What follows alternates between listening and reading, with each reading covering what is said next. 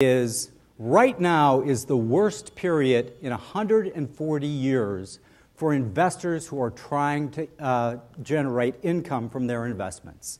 Now I'm just going to take advantage of you in the back and say, next slide, please. And next slide, please. So we are in an unprecedented environment.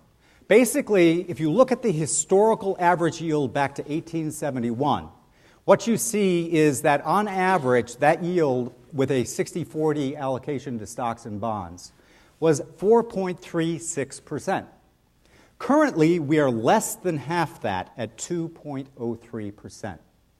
So investors who don't necessarily want to be risk investors, but would rather be investors where they were guaranteed an income coming back to them, hoping for a lower risk profile to their portfolio, are put in a situation that we haven't been in for 140 years.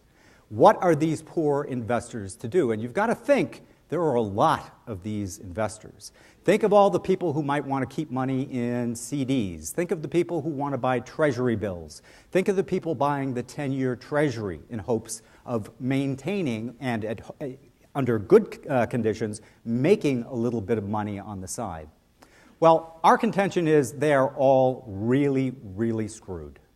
Because in today's environment, it simply does not make any sense for these investors to be trying to generate income yield. When you think about it, 2.03%, how many people in this room think that inflation over the next 10 years will be under 2.03%?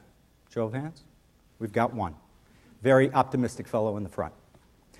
Generally speaking, we think that that is far from the case. And a lot of these analysis and whatnot usually use long-term inflation as the benchmark, 1926 to 2012.